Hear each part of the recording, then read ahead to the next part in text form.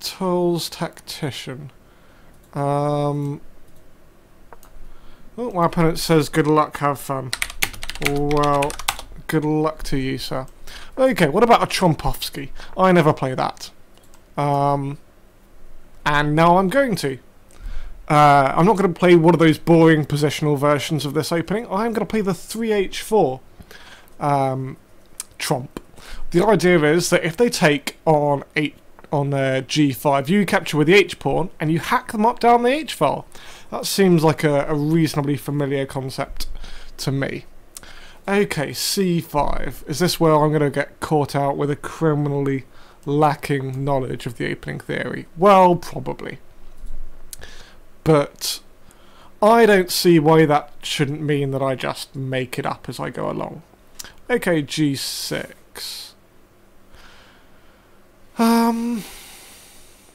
Really tempted to play d6 at some point and really annoy him. What am I going to do with my pieces? Let's just go knight d2. And if he takes on d2, I'll go queen takes, bishop g7, and maybe c3 or something. But I'm kind of feeling he's going to play knight takes g5, and then maybe follow up with a quick d6. That would look to be an incredibly sensible setup against what it is that I'm going for. The one problem for black will be where he ends up putting his king, because with this open h-file, he won't really want to be castling kingside too early on. Okay, he does lop that bishop off, and does play this bishop out to g7. Okay, I'm really tempted by d6. Is that a plausible move? d6, bishop takes, rook there, bishop there. d6, bishop takes, knight e4, queen a5 check.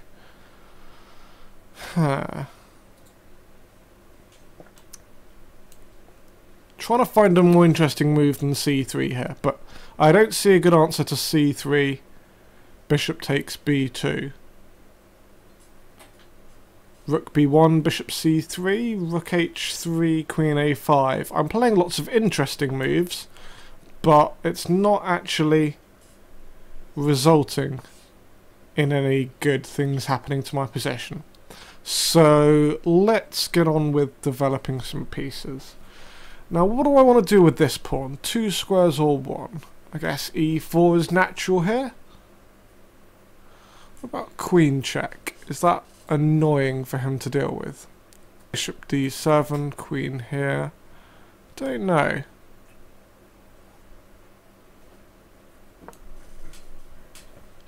I am unsure.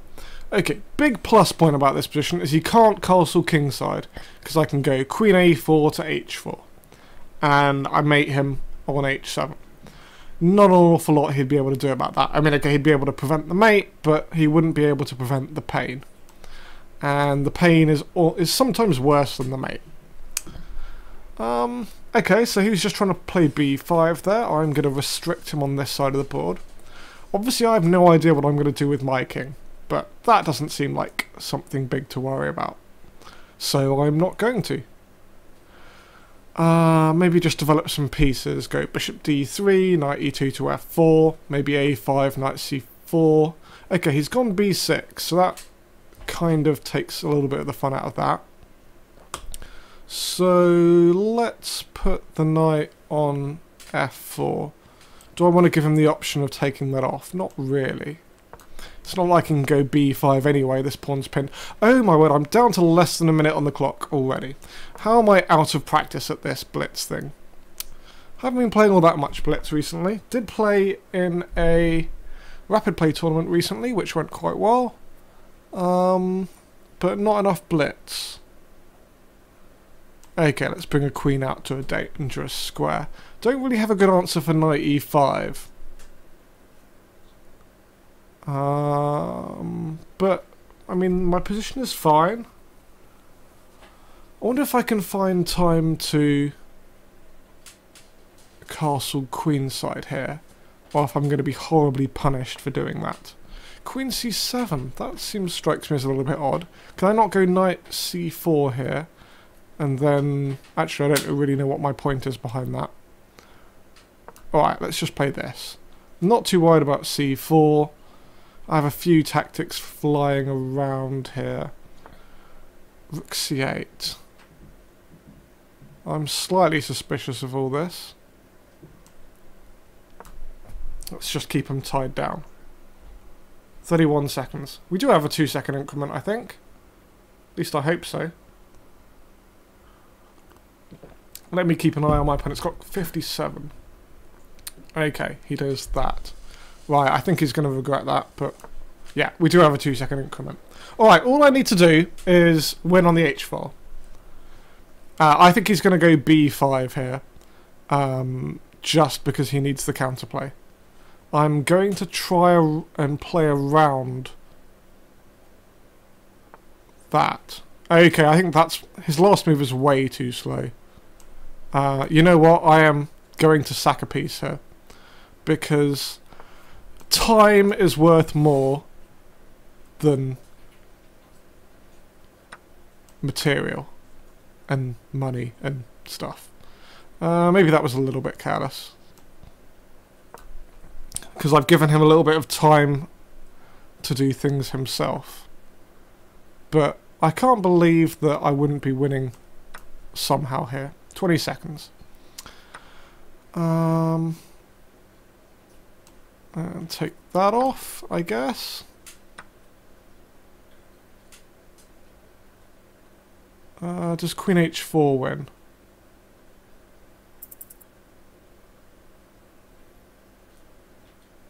I think it wins. And then this to here. Ah, why am I blundering my queen? Okay, and I got mated. Ooh. This is a bit of a disaster.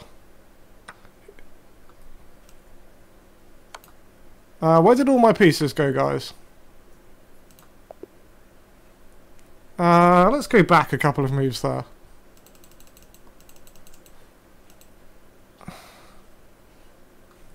Queen there takes... because I was also looking at this line.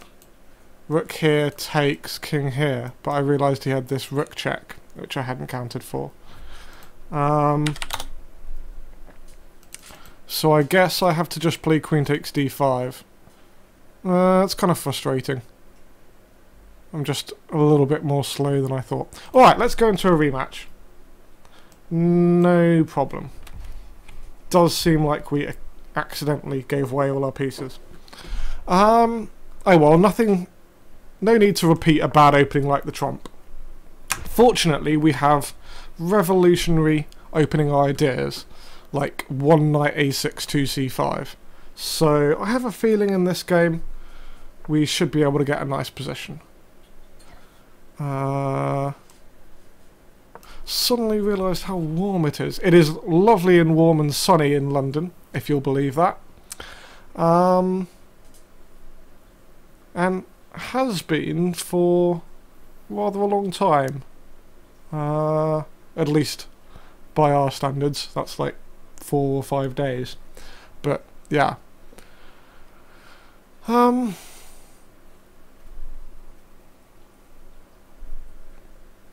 Okay, one big advantage of going knight a6 and c5 is it does seem to give me a lead on the clock. Whereas when I play recognised openings, it seems like my opponents know what they're doing. Okay, he looks like he's trying to play a quick e5 here. So why don't I just put a stop to that?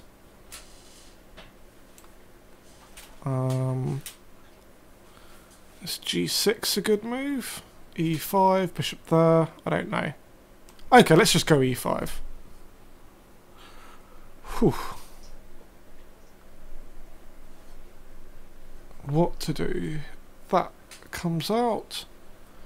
Takes queen h4, doesn't help. What about takes queen f6? Okay, that makes some sense. I should be a little bit careful of the pre-move. e5 is a vaguely sensible move.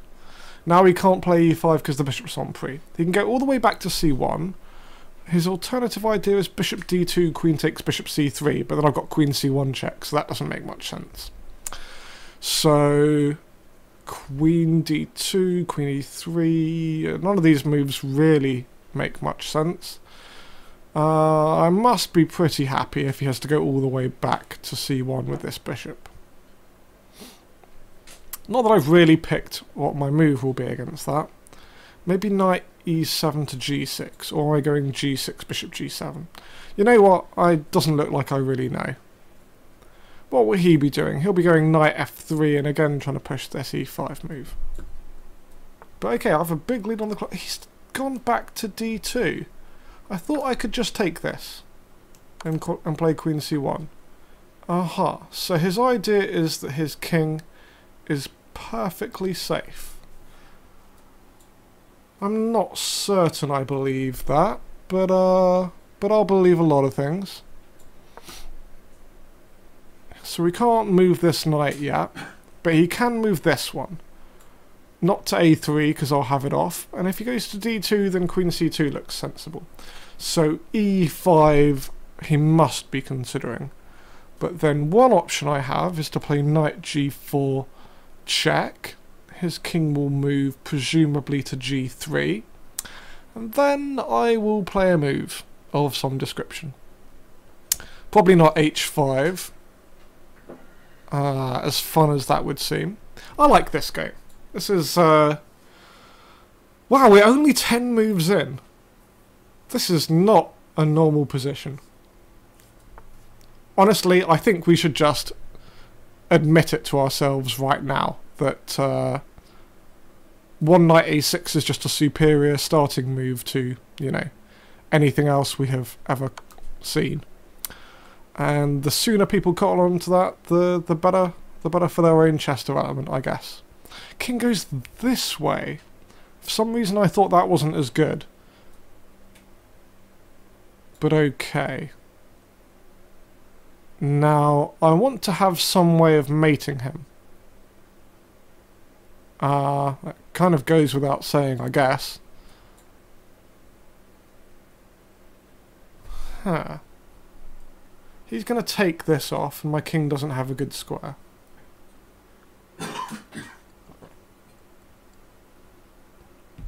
There are lots of really sensible things I could do here, but I kind of want to go h5. And then if he takes...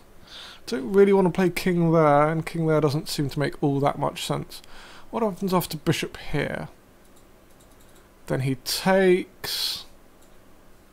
this is not such an easy position. What happens if I just bring the queen back? Again, he's going to take. And king goes across somewhere. Take, queen takes bishop. Okay, he can't really go d6 in that line because of bishop. He might be able to. Alright, we're just going to do this. We're just going to do this.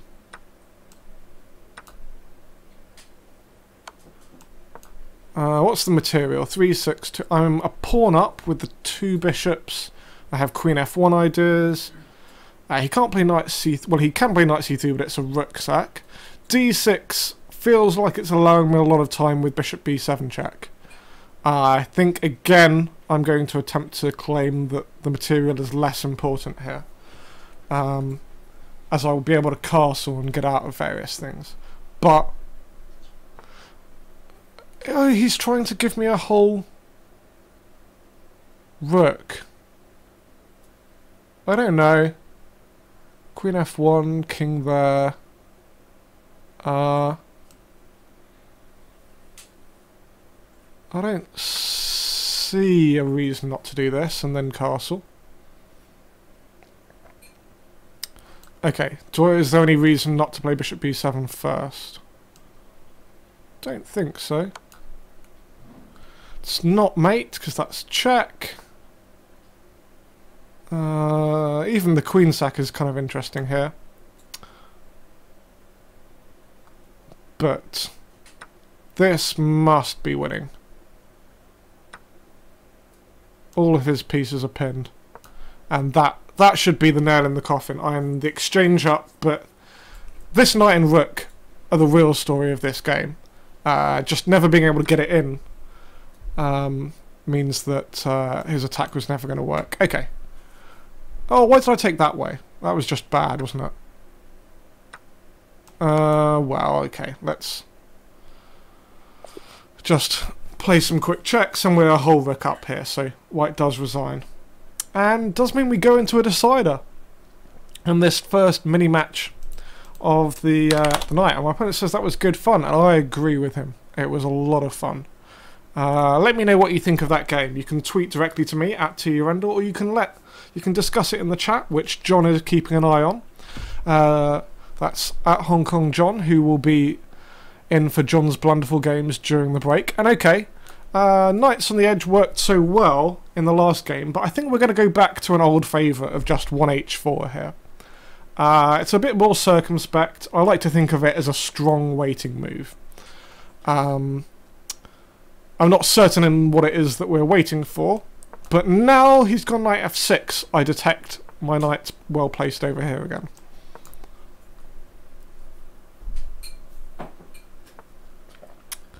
Okay. So, can I get away with going e3 here? Or do I need to play a move like knight c2? Knight c2 is kind of awkward for him to deal with, actually. Because if he's not careful, I might go b4 and force him back in this way. And, okay, why can't I go b4 here? Bishop takes f2, king takes. I don't think I'm running into anything there. Oh my word, it's quite a fun line. He could go bishop takes, king takes, knight e4 check. King d1. And then he doesn't really have a way of taking advantage. He can go queen f6, but I've got knight f3. So I don't think that quite does anything. So I'm expecting bishop back to e7 here. And then I could go c5, but I think I want to keep up the tempo and play something like bishop b2. Let me just think about that. dc, bishop takes e5. I don't know.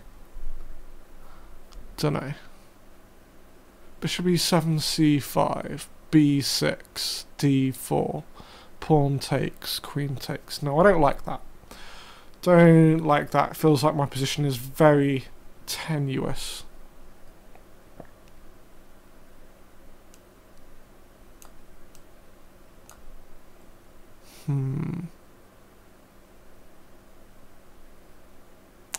Okay, let's just put pressure on his centre. Trying not to fall too far behind in this all-important deciding game. I will be taking more challenges as soon as this series is over, so you can challenge me. Just challenge Rendle at 3-2 time limit. Pawn to d4. Can I go e3 here? No, it's probably a really bad move. Let's go d3 first. What about knight here first? He can't go e4. Okay, this makes some sense. Because he can't really play knight c6 because of b5, and knight d7 feels like something of a concession. So I'm expecting knight d7, and then I can play d3 straight away against that. And this h4 is just kind of sitting there ready for if he castles kingside. No reason for me to push it any further until he does do that, though. One of the things I love about playing this way is we're now 7 moves into the game and we've had so many interesting decisions to make. And, you know, if I just played 1e4 or 1d4, the same wouldn't have been true. Or it's less likely to have been true. Okay, knight there. Now, I really like to go pawn back to h3, but sadly pawns don't go backwards. So that might be the only single drawback to playing 1h4, is it does prevent h3 later on. f5. Well. Okay, I don't think he can play a quick e4. I've got too much controlling this d4 square. It does seem to have weakened a few light squares, so let me get some pieces out and play this. Yeah, why not? I'm thinking about a knight g5 idea at some moment. Possibly getting a bishop on this long diagonal.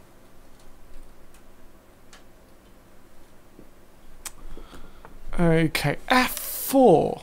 Well, that gives me a big hole on e4, but I'm not certain I can use it. What happens if I just castle here?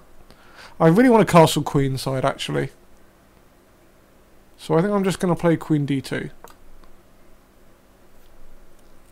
It might be difficult to castle queenside, but I might be willing to sacrifice an exchange to do so. Also, an advantage of playing this is I might be threatening to play pawn takes, rook takes, knight takes d4 in some positions.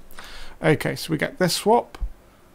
That might make it easier for me to castle in second exchange.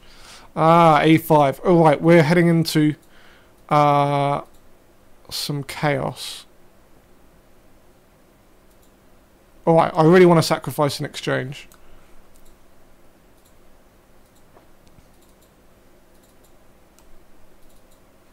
Let me just play this move first. I am torn with indecision.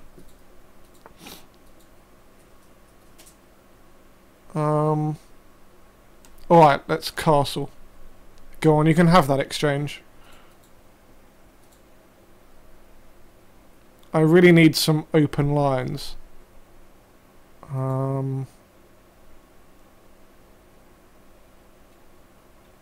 Okay. Maybe knight f2, knight g5?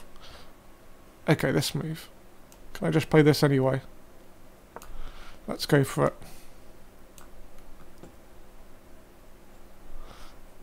Both of us have less than 30 seconds left. If we reach 0 time, then of course you lose the game. We do have 2-second increments per move, but with such complications on the board, that is not a lot of time. I don't know if I've got a big threat. Oh, well that seems a bit odd, letting me play this. And then, okay, which way do I play this? Do I just want to exchange? Not particularly. I really like this sacrifice. No, I don't. I really don't like that sacrifice, because he can go bishop f6 and block it. Oh, I really did like that sacrifice. Why didn't I stick with it? Okay, this move must be good now. Oh, I don't believe that you can get away with that. Ah, how can you get away with that? Takes. Look here. Alright, chaos. Right, if you move the knight, I win the queen. And presumably the game. He can go bishop e6. That must be his only move here. What? Let me give a check. And another check. And take this off. And check. And take. And take. Alright, I have some time again. Not very much. Alright, I have a queen and some pieces for... some pawns for some pieces. Let's go for checkmate. Or I'll go for that plan of pushing a pawn. I like pushing a pawn. Let's push this pawn. Oh, that was the wrong pawn to push. Let's take this. And... how am I messing this up? Okay, defend the pawn. Give the check. He doesn't have a good way of blocking. Okay, that's an interesting move for him to deal with. Because I'm threatening mate and the bishop and things. And push a pawn. Try not to lose the queen. Still trying not to lose the queen. And push the pawn again. And king running away. And let's just take that off. It's got a pre-move in. Alright, that should be a bit more comfortable. Let's push another pawn. Having more queens than my opponent is what's going to help me win this game, I think. Check. And push another pawn. I think we've hit upon a winning plan here, guys. Alright, I don't want you to be able to do that.